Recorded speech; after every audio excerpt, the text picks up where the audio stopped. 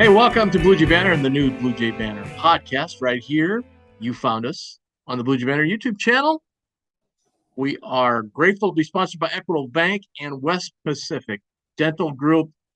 I want to thank you for your great support. In 1 month, we've already way surpassed industry standards for the number of subscribers we have and the number of views we've had.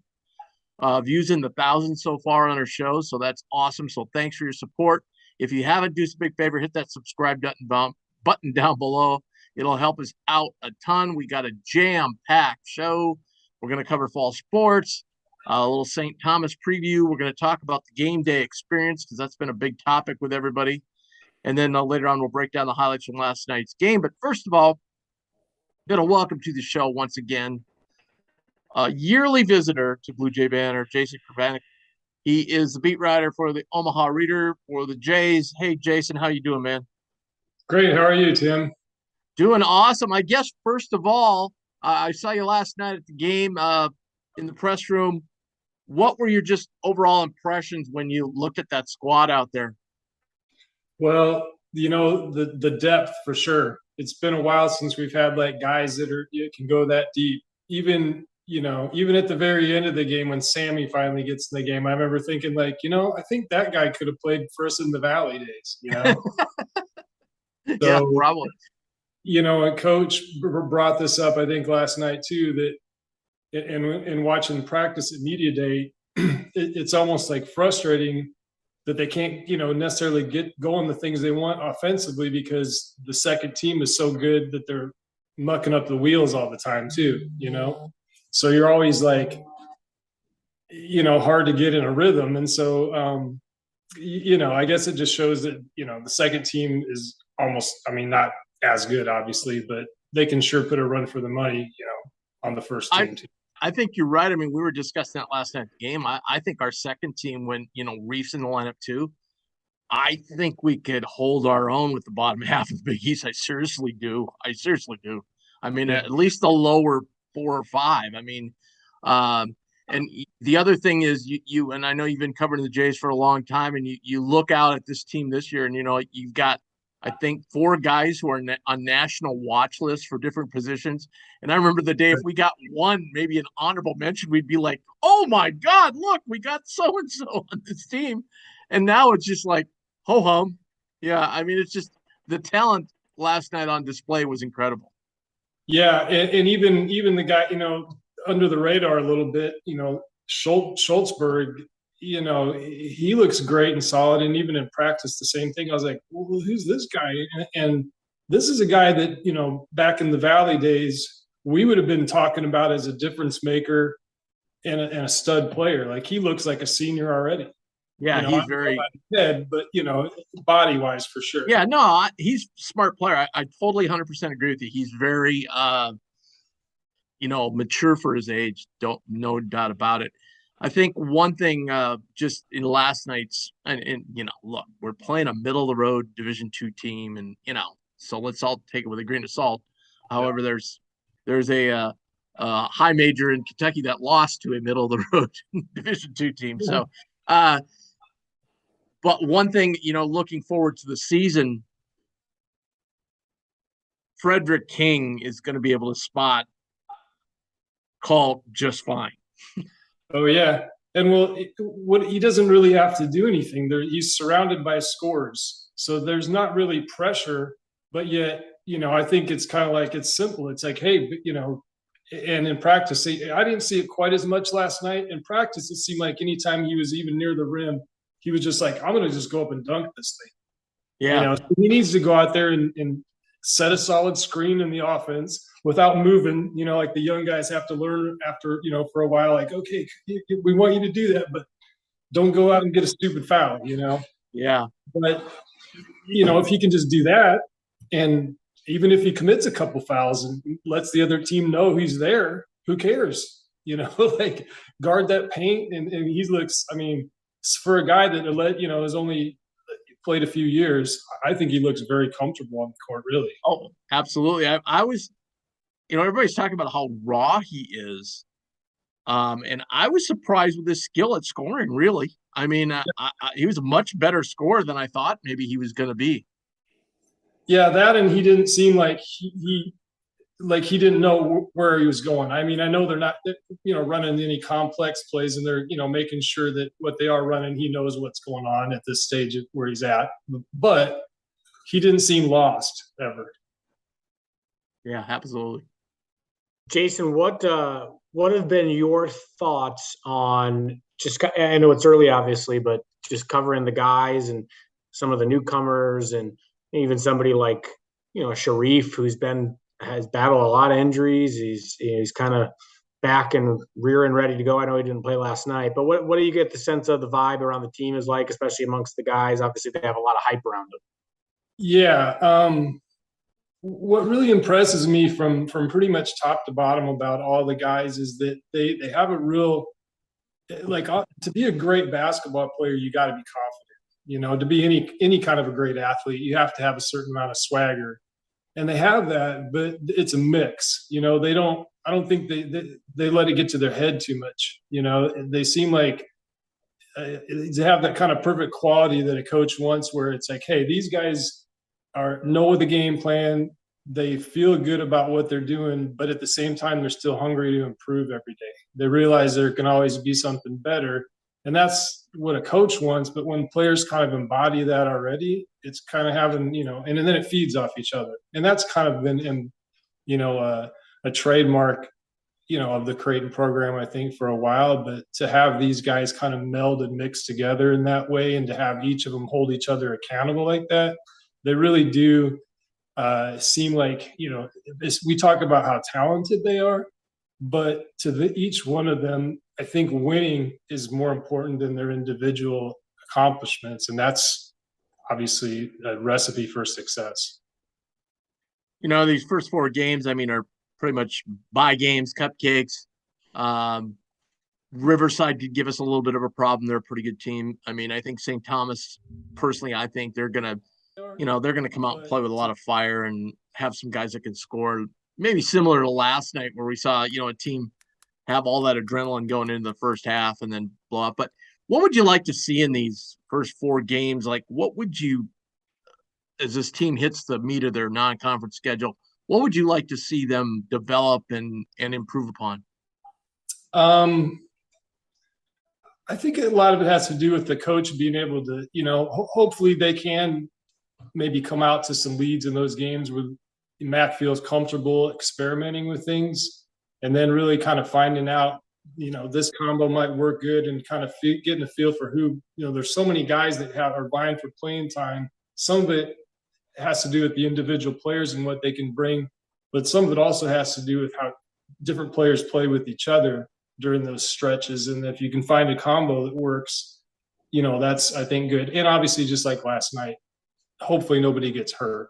You see those times, I mean, it's always hold your breath when, obviously Trey goes in with sorry for, Alex's little brother, but he got posterized last night, and it is what it is. And, but those every time you hold your breath, like, oh God, guys fall. It's like that could be it, and that's the other thing I guess I didn't mention earlier about with the depth. Knock on wood, it kind of gives you a little bit more peace of mind, and I'm sure the coaching staff more peace of mind to have those many players that you can plug in, should guys go down, because it seems at longtime Creighton fans or people that follow the team, you would feel kind of snake bit with all the key injuries that have happened at times when, the most inopportune times of the season. Often. Yeah, absolutely. Absolutely.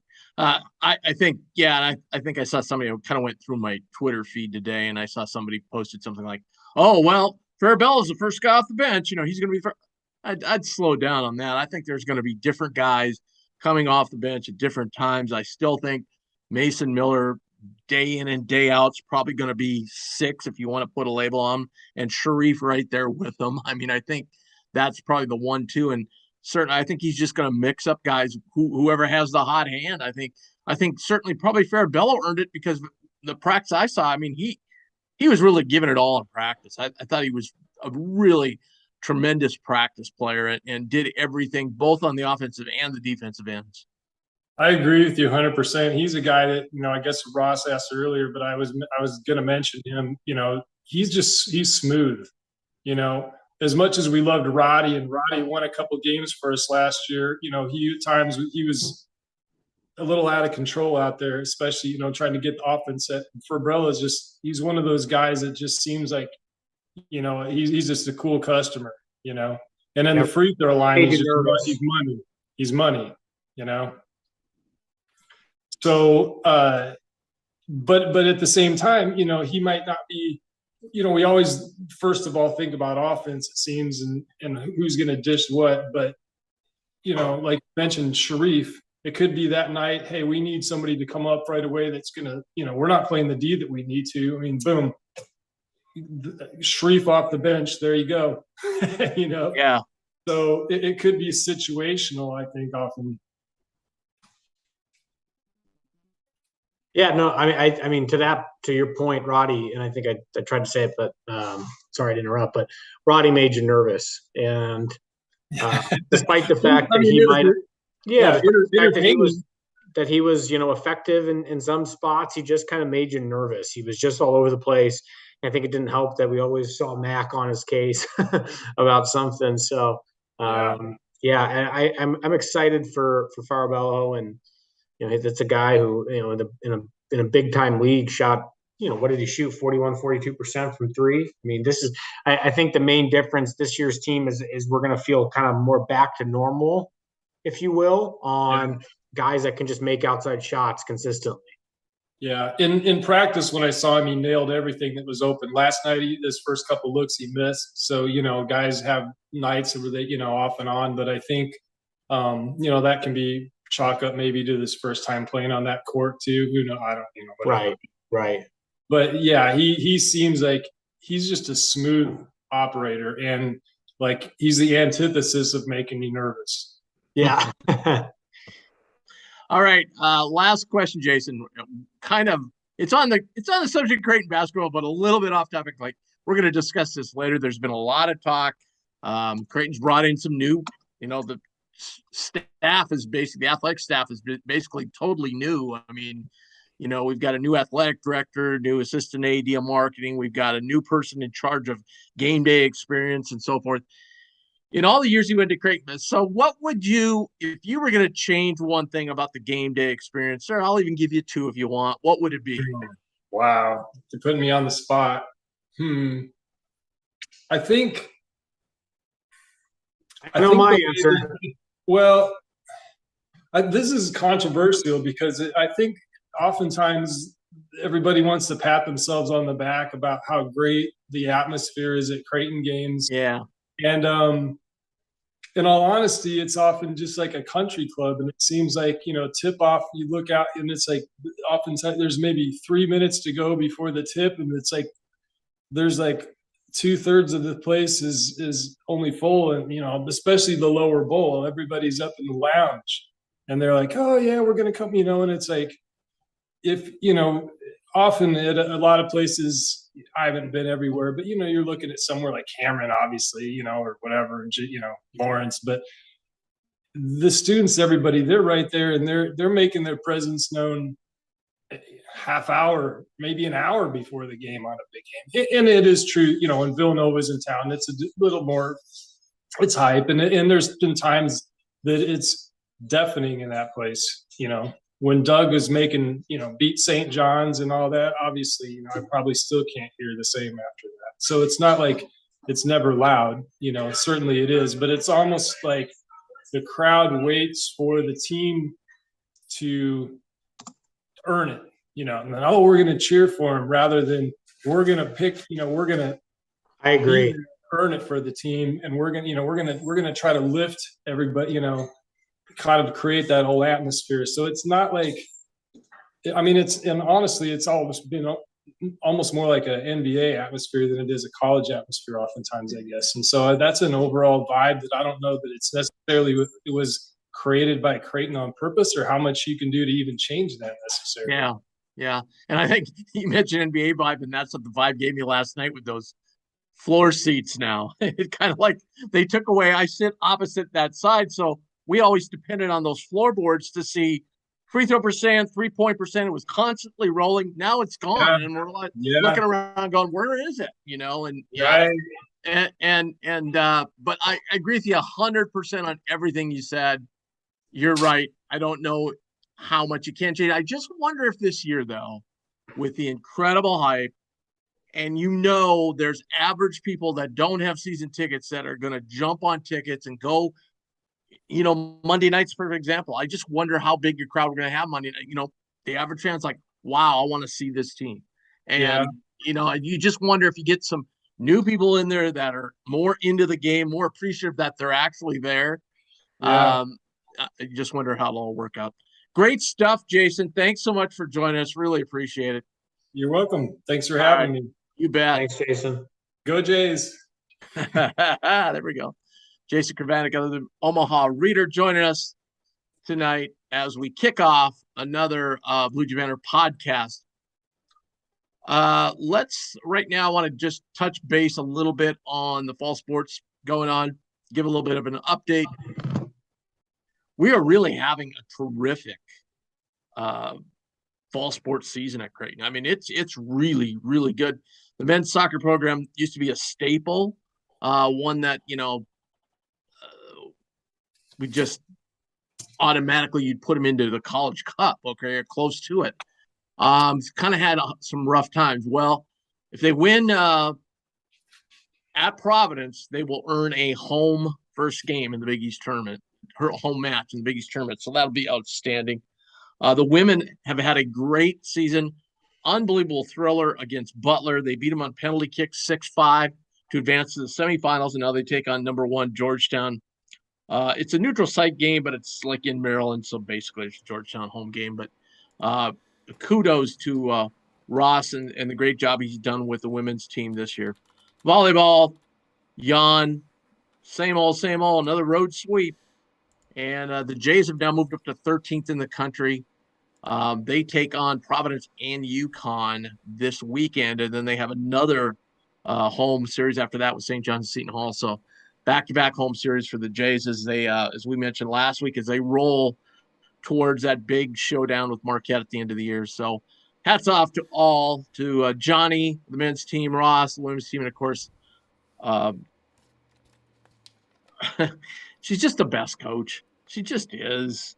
I mean, Kristen Bertha just does an unbelievable job with that volleyball program. And so we're thankful that we have such great coaches and great people running those programs. And it's really been a lot of fun and will continue to be a lot of fun here as we move forward. I just want to make a mention about Equitable Bank. We take banking personally, proudly serving Nebraska since 1882. They've got 2 great area locations, one in 204th and Elkhorn, and then one in the Old Mill District, just north of the TD Ameritrade headquarters. They take the headache out of banking. So, they've got some great features, no minimum balance, free online bill pay, online statements, and the ever-popular Equitable Bank debit card. So check them out today. Doug Nagar, president, huge Jays fan, great supporter of Bluejay Banter, and that's Equitable Bank. We take banking personally, and they do answer the phone on the first ring. That's Equitable Bank, the bank of Bluejay Banter.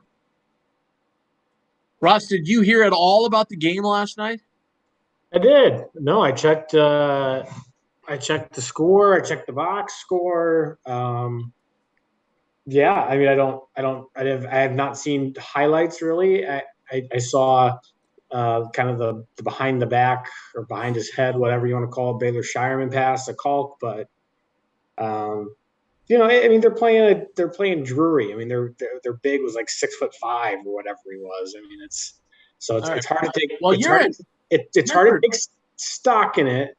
However, I heard that the roster looked very talented, very good, and very deep.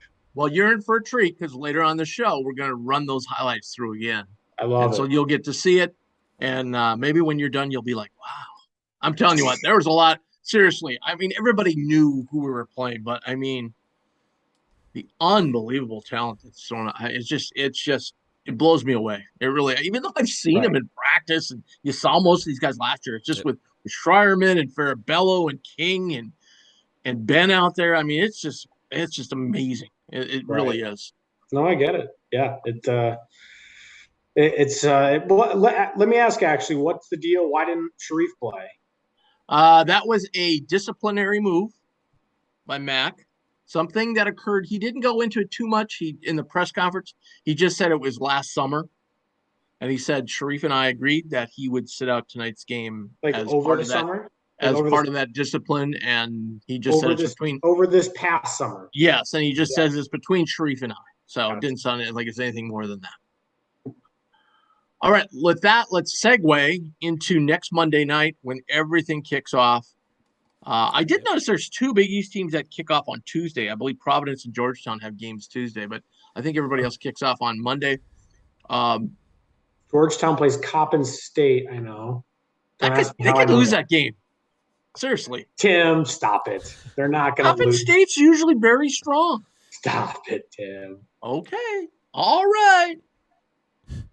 We struggled with some of those MEAC and SWAC teams some years. This is Georgetown we're talking about. All right. I'm going to say this.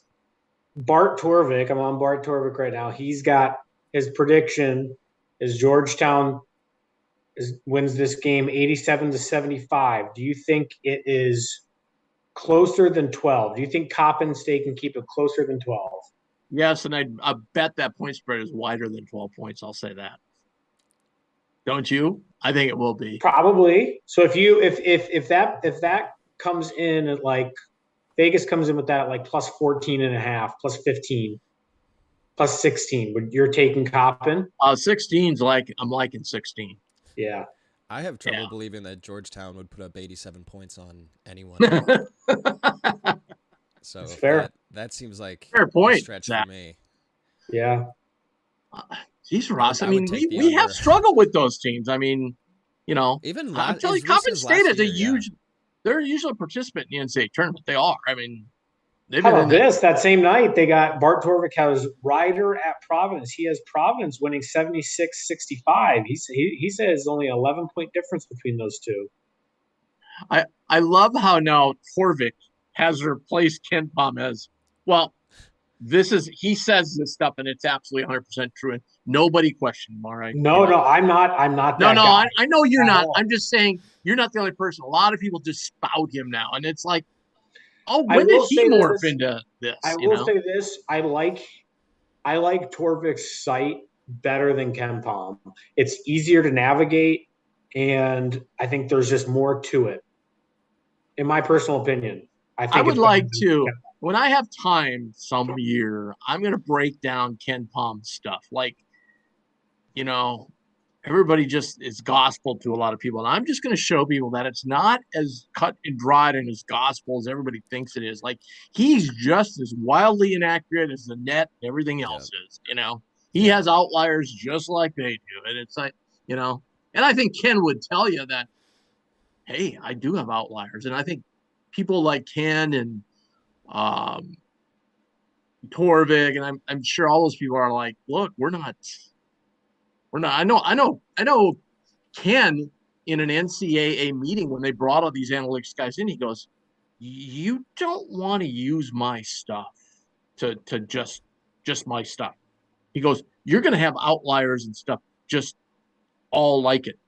And I think it was Jeff Sagarin said, if you use my stuff, you could have a team that was 0-28, played the top 28 teams in the country and lost by 1 point, and they would be number one. And they would be 0-28. Just the way it would work because of their power ranking and so forth. So it is interesting. I have noticed that point spreads tend to very, very closely mirror Ken Palm and Torvik. Yeah, Jeremy Howard, our recruiting guy, he watches that very closely, and he tells me all the time. He'll tell me 3 nights out, yeah, this is going to be a 4-point game, 4-point spread. Yeah, and it's pretty darn close. I wonder, like, because I've seen many shows on Vegas and the point spread, and like these are more designed to football where they have more time. Okay, but what they do is they come up with a point spread. And if you've ever been to Vegas, by the way, on a Sunday night, like the first time this happened to me, I was like, what the hell? Like people were just standing around the windows. And it's like the fourth quarter of the late games. And I'm like, what are they doing? Like are they all going to bet on the Sunday night game? What's the deal? They were waiting for that next week early line to come out, and they just pounced on those books. They were waiting. It's just so bizarre to me because how many injury stuff comes out between then and the game? A lot, a ton. Yeah, Like, but do you have sometimes, daily practice most of the updates? time, though, if you look back, most of the time, unless it's like, I don't know, Patrick Mahomes being out for a game, okay? Unless it's somebody huge, the injuries don't affect it that much. They really don't. But anyway, back to the football thing. So what they used to do is they would set the lines. Actually, I did see one on college basketball. So they set the line, okay, like the day before, they'll set the line, the solid line, and then they would ship it overseas to the offshore books and have them start betting it. And then they would bet it for a few hours and they'd come back and go, okay, we need to make an adjustment on game B or C. I remember the one I saw was many, many years ago was Indiana and Illinois, and Bobby Knight was still coaching Indiana. And they were arguing whether it should be 2 points, 1 point, or even. And they just go, and they were back and forth and back and forth. They go, it's Bobby Knight. Let's just make it a toss-up. It was just like, that was just crazy. But enough about gambling. We'll get into that all season long, I am sure. Okay, so now we're going to do a little preview of the University of St. Thomas. The Tommies. They stayed up late thinking of that. Well, University of St. Thomas is the Tommies, and right up the road is St. John's, and they're the Johnnies. So they played in the same conference for many, many, many years in Division III. So it was the Tommies and the Johnnies was a huge rivalry. I mean, it was enormous. So and it's interesting, I'm sure a lot of people in Omaha maybe don't know a lot about the University of St. Thomas. They have almost 9,400 students. This is not a small school. I mean, it's bigger. It's a bigger school than Creighton. Yeah, it's about the size of Marquette. Yeah, it's a beautiful campus right in St. Paul, right along the Mississippi River. It's just gorgeous. Old built, just like you'd envision an old campus to look like. They have great facilities, and I when they start transitioning and get the coaches in place they need and everything, they're going to be factors in 1AA football and in basketball in the Summit. They're going to be, and they have great. I just know a lot about the school because my really, really super good friend Steve Nielsen went to St. Thomas and was like a All-American in football there, and he tells me a lot about the school, and they have a lot of money behind it. So they're going to be able to really kind of be that second school in Minneapolis that Minneapolis has never had, in Division I. I tried, we used to do these quirky, funny, like previews on bluejaybanter.com. And after a while, we just quit doing them because, they were just goofy. But so we'd look at weird things about the school and the city and everything. So we'd always look at famous alums. Their most famous alumni that I could find, guy's name is John Schneider. He's the general manager of the Seattle Seahawks. Like, that's their most famous alumni. Vince Flynn, name rings a bell. I'm not a big reader, but he writes fiction. He's a big fiction writer. He's also a graduate of St. Thomas. I saw some local Minnesota politicians and stuff like that, but other than that, they haven't. But you know what? Once they get into D1, they start getting some athletes in the pros, it'll probably be a different story. You know what? They actually fared okay. I mean, relatively speaking, their first ever Division I season last year, especially in the non-conference, they were actually a heck of a lot more competitive than people would have thought. They went on a nice little losing streak there. I think they finished 2-20. Beginning of Summit play. That. They were 10 and 20 last year, weren't they? No, they were not. They won a heck of a lot more. 2-12. They finished 2-12. Yeah. Sorry, 2-12. Yeah. 22. They lost about 10 games in a row though in Summit League play. Yeah. Even more, probably about 11. Yeah, I think they started 2-2. They were 6-6 non-con. Started 2-2 in Summit, and then finished 2-12 to finish 4-14. Okay, I got them for 4-14 in the conference. Yep. Okay, I must have saw something else. I've got 10 and 20 down here, but they were 8th. They're picked 8th in the Summit. Yep. They were, I mean, again, analytically and statistics wise, they were one of the worst teams in the country defensively last year. They did hang with Drake for a while last year. which is impressive. Drake was good last year. They ain't hanging with the Jays. I'm not saying that. No, I'm not. I agree with you. I'm not saying you're saying that, but Yeah. I expect this to be a 25, 30 plus win. Yeah, you'd expect. They do. They Oh, are really? bigger I think than- that's they are bigger under. than Drury. See, what would you? Yeah, I don't know if they're gonna. I hope they have a point spread on it. The fun Yeah, part about these games is to go over to like Ameristar Horseshoe at the book 2 hours before the game and watch people come in and go, "What? You don't have a line on this game?" Jays fans strolling in there with their wads of bills to bet on the game, and then they can't bet on it. It's great. Art Torvik has it at 22.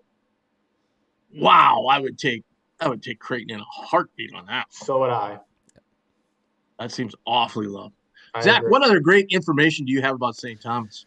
So, just looking in, since we have a familiar face who played St. Thomas couple games last year, Baylor in his 2 games against St. Thomas averaged 19 points, 9.5 rebounds, and 9 assists.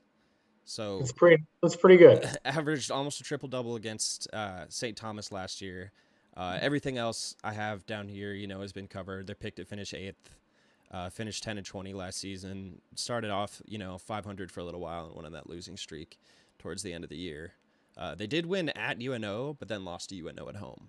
So they were 10-20. Yeah, they were 10-20. Yep. Okay, that's what I said. Yeah, I thought somebody said no in conference. Yeah. No, I had I said they went 2-22 to finish the season. I misspoke. Oh, I got you. 2-12. Did we talk about triple doubles last night on the postgame show? We did. Yeah, we did. Okay. Don't say anything. Ross, who was the last Creighton guy to get a triple double? This shocked me. I argued with the person and then finally found the answer, and I was like, "Wow, he's right." Is it? Can you give me a clue? Is it Dana era or Mac era, or neither? Before both. Yes, which shocked me because I thought somebody like maybe Maurice Watson, would have dished out some assists, or Grant, dished out some assists, got a bunch of rebounds, and got 10 points. I thought Benoit Benjamin. Benoit Benjamin. That's correct. Wow, there we go. Yeah. Yep. In 85, I think you said, Tim. Yeah. Yeah. It was so funny because I texted Rob and I go, "Rob, I know you're busy, but just if you can." So I run into Rob on the way out of the press room. And I'm like, "Hey, Rob, I forget about that." He goes, "Yeah, I saw your text. It was Benoit Benjamin." He didn't even look. He's such an encyclopedia. So kind of crazy. So anyway, to Zach's point, Baylor almost has a triple-double average a triple-double against St. Thomas last year. Which is pretty crazy. I think one, he had a point assist double-double, and the other one he had a point rebound double-double. So he went back and forth. But yeah, he averaged half a point and half a rebound and an assist off of a triple double against St. Thomas last year.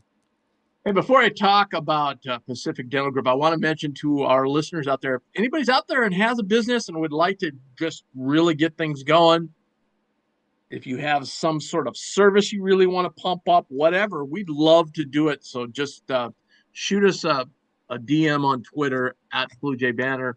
And I mentioned Pacific Dental Group, West Pacific Dental Group, and Dr. Robert Hogan there. Their personalized staff provide the dental care you need to get back on track. The friendly staff, always there to guide you on your dental plan. And they make you feel comfortable with whatever you choose. Personalized service, and Dr. Hogan's the best, and his staff is the best. So give him a call today, 402-697-0765. That's West Pacific Dental Group. And tell them the Bluejay Banter sent you. Okay, we're gonna talk. Well, we've been efforting Hannah. She's the new VP of the game day experience there at Creighton. She's a big Bengals fan, so she had to watch the Bengals game tonight.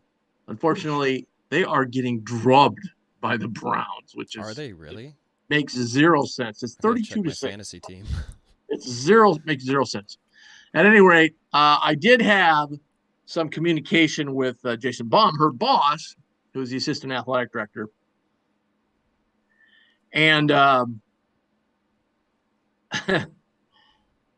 so first of all, Ross, last night, Blue Crew there, bigger than ever, more Oh my Blue Crew God, members than that's I've like ever seen. that's the worst possible thing you could have said to Okay, me. that's number one. Number two, way more cheerleaders than we've ever had. There was A lot. there was a lot of cheerleaders. Now, it's going to be hard to explain this to you. I should have like took a picture so we had a picture of this. So Ross and I effort them that they went with the baby blues, okay, because they've always had kind of the same color scheme, you know.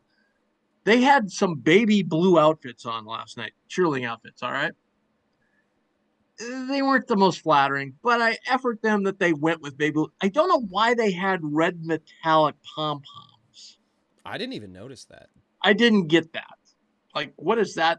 Unless, like, somebody said to me, well, maybe they're going for a breast cancer awareness thing. It's pink. And I go, okay. You know, football just went through that in the NFL. I don't know.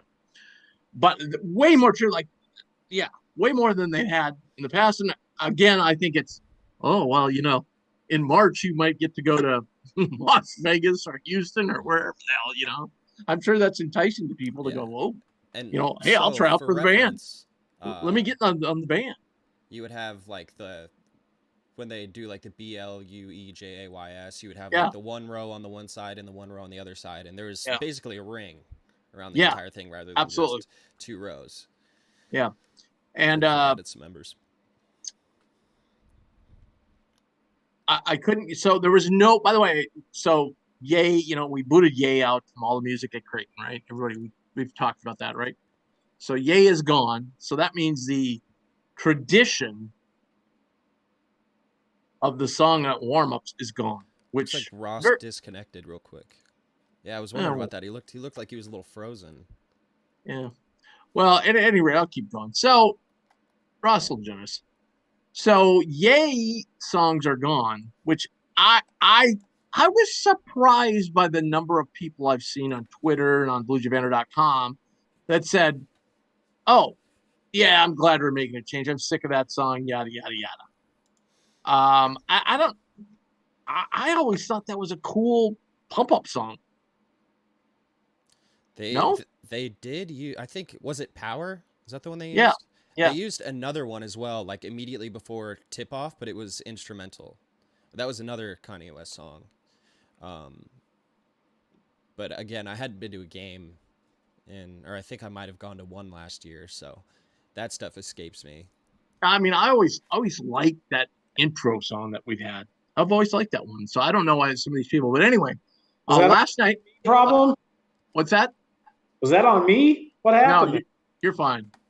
You're fine. I don't know what happened, Ross. I certainly would never kick you off. Okay.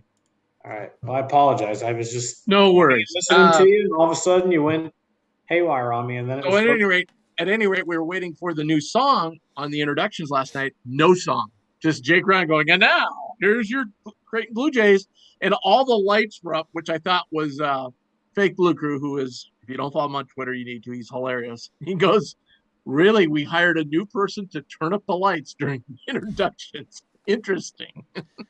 I feel like maybe they've done that for exhibitions before, where they don't do the full thing. But maybe, I don't know. I can't. I think they've always had that. So anyway, here's the information I have. Breaking news: they have a new song. They're going to debut it a week from tonight. Okay. When I pressed a little further, like, well, what other interesting things can we share? I was told, well, they're going to go a little more pyro at the games. So interesting. Okay. I don't know how comfortable that makes me. Yeah, I was kind of feeling the same way. Yeah, I know. Yeah, I was wondering that too. I'm like, you know, football fields are one thing, you know, yeah, a little more spread out, you know. I didn't hear, you know, never really got into the topic of Blue Crew, Ross, your favorite topic, but I did hear that the Blue Crew is going to be not where they usually were. I don't know what that means, but I think maybe it means like they got feedback from the student. Everything I've heard from the students is they block our way we can't see. But every single student to a T has complained and moaned about Blue Crew for almost seemingly 2 decades now. I mean, it is unbelievable how universally disliked they are. I do think I will say this, and this is kind of like an educated guess on my part. Okay, just reading between the lines and things. I do think we have people in place now who understand what you just said, Ross. Okay. Now, I'm not saying that's going to change. I'm not saying you're going to get rid of them. I'm just saying I think they understand that there is some, I don't want to say dislike, but I mean, we don't dislike I'll say it. Dislike. No, but we don't dislike the people. It's just they're put into a job. I don't know any of them personally. I don't. Yeah, they're all just the nicest. I've never understood why we can't have a dance team. Spirit, that's great. I've never understood why we can't have cheerleaders and a dance team either. I've never gotten that, but that's beside the point. At any rate. And for what it's worth, I did think that the floor seats looked good, and I think that'll probably look really good. I think it'll look good on TV. Here's the problem there. When we had the banners and nobody was sitting there, you didn't notice it. Last night, it was really noticeable. There was nobody sitting in those seats. That's true, but that's a bad look. There's nobody sitting courtside? Now, yeah, there wasn't that many people sitting courtside. And now the thing is, the camera's behind. So you're not going to see that a lot on national TV. But there are times when it will probably be, you can see an end zone shot or whatever. That's something I'd like to talk to Jason about. It's like, Jason, you got to make sure, pull somebody down from the rafters to sit in those seats. Yeah, I mean, you just tell those people those tickets, if you're not there after the first media timeout, and you're done, you're off. Those seats aren't yours. Do they gotta have bring 2 people down? Yeah, but they just usually bring them down to the corner up there. Yeah.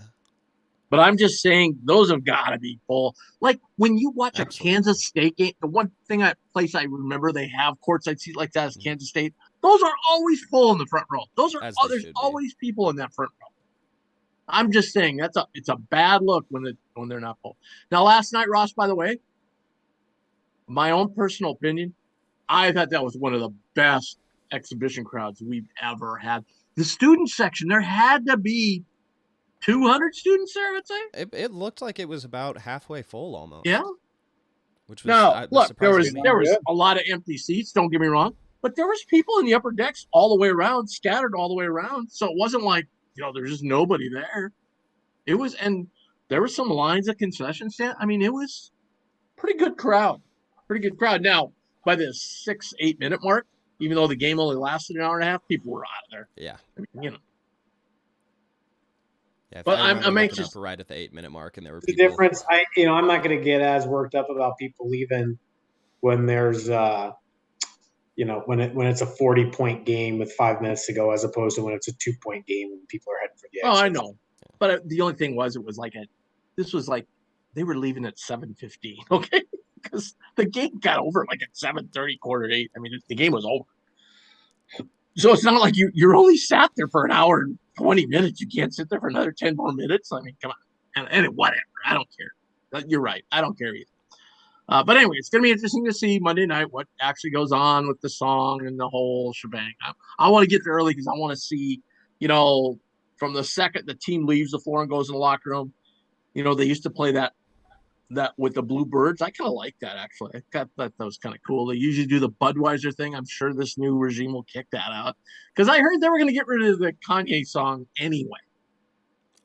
Which I thought that would have been controversial because that song's kind of become somewhat tradition. I mean, that song's been around for 25 years. They've used it for the intro to the game. So 25 years. Kanye West song came out in 2010. Off the top of my head, it was on My Beautiful Dark Twisted Fantasy. It came out in 2010. God, it seems like it's been longer than that we had that as a pump-up song. Yeah. When were we? Oh, hold on. When were we in the Valley?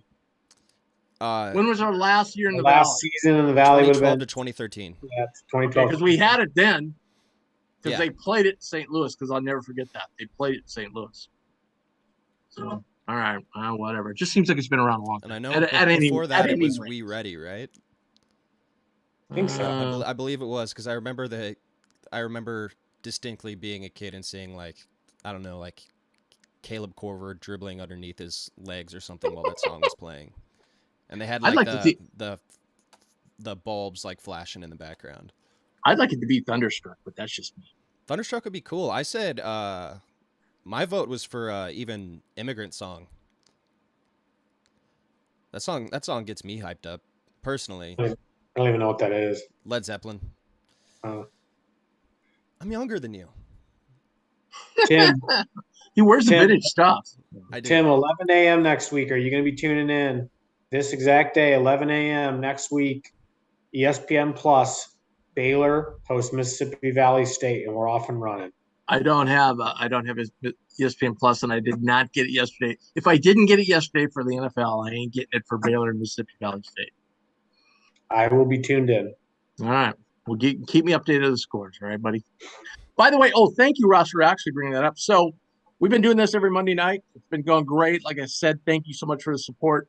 But we are off now till the very end of the month. The next 3 Monday nights, no Bluejay Banter, because the next 3 Monday nights, oddly enough, there is a Creighton game. Yep. So that's very strange, but there is a Creighton game for the next 3 Mondays. So the coverage we're going to have, we're still planning to do post games. Stay tuned to Bluejay Banter. We'll I think last night worked out fine. Yeah. Didn't you? Yeah. Having a little bit later. We had a lot of people viewing it, and yeah, especially we had tons of people chatting in. Yeah. We want to work a little bit on that. We wanted people to call, but it's kind of a long number they have to dial. Yeah. The chat worked well, but we've got some other things we can, maybe have them email us and we can shoot them the link, and we can do stuff like that. But we're still playing that part of the post game out. But we had coaches. With Ryan Miller last night, he was great. Sat and spoke with us for about 15 minutes or so. Yep. And we also kicked off a new segment of the highlights. And that's something we're going to do right now just for Ross. So, Ross, it might look a little funky on your end. Don't worry about it. It looks great when it comes out in the wash. So don't panic if, that stopped. It kind of stopped on me a little bit last night. But when I saw the replay today, it looked great. So let's fire that baby up, Zach. And we'll take a look at the highlights. And I'll bet you the first highlight we're going to see is Ryan Kalkbrenner on the lob dunk. I'm just guessing. I'm not sure. I'm just taking a wild stab at it. And there it is. Yeah, there it is. Right-hander, and it's 2-2. First minute and a half of action. Here's Art. Ross, first shot out of the gate. Nothing but net. Bandwidth is very slow for me. Having said that, I can make out what's happening. He did a beautiful spin turnaround on that baseline there. The video is fairly low quality on YouTube as well. Nemhard had a beautiful baseline drive here, reverse layup.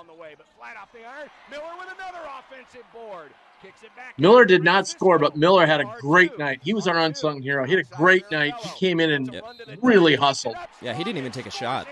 Yeah. Farabello with a great and one there. I'm going to set up a play we're going to see in a little bit, Ross. Trey with a one-hand slammer.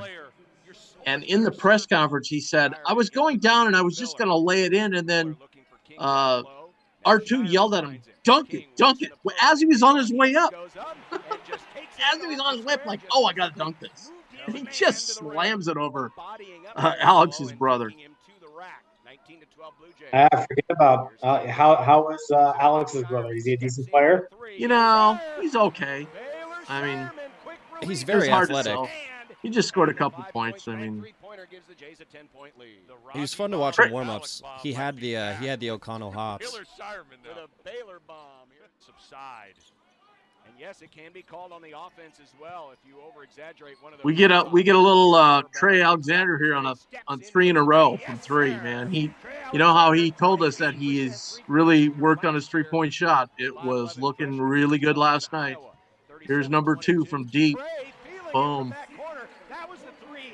denied on the offensive foul. He stepped into that one and knocked it home. And that, gosh, the way he can take it to the hole, and he's going to be able to hit threes like that, man. 2-26. There's another one. Steps into another three. Yes, sir. Trey Alexander.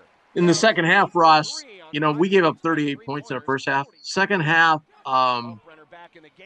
Drury didn't hit double digits, I think, till 6 minutes were left in the game. First, second half.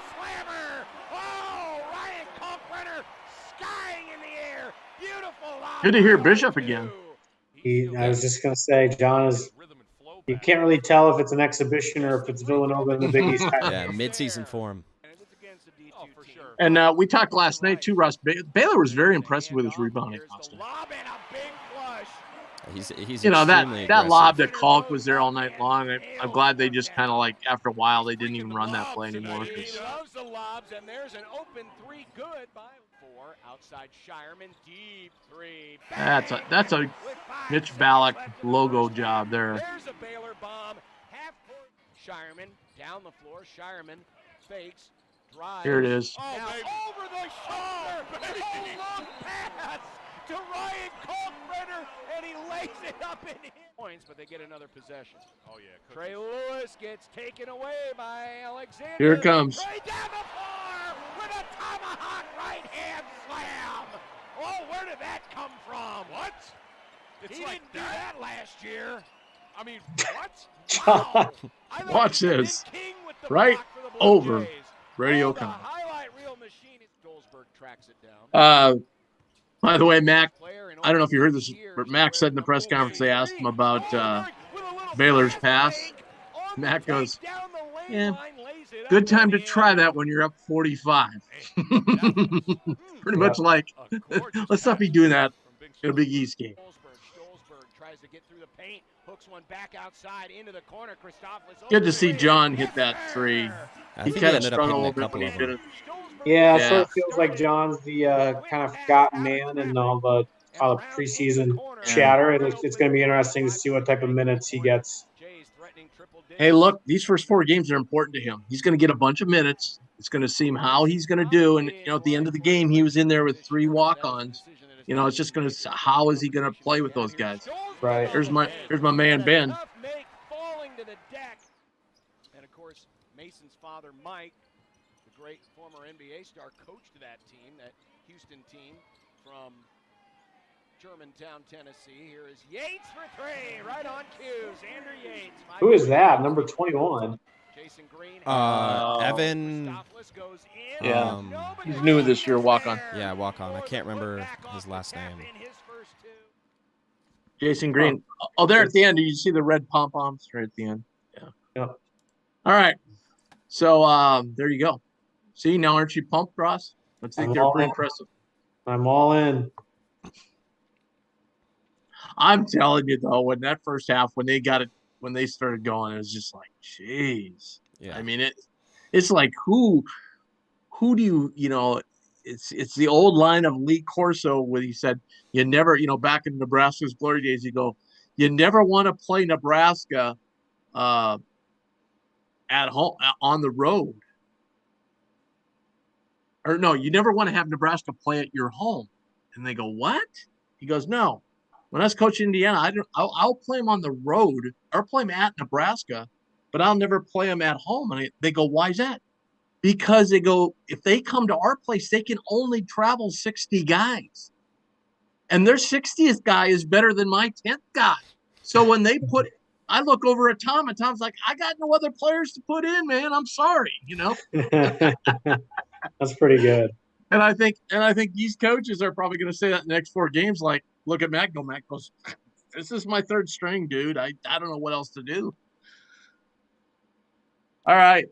Want to thank Jason Kravanek for joining us from the Reader. Gave some great insight on the Jays.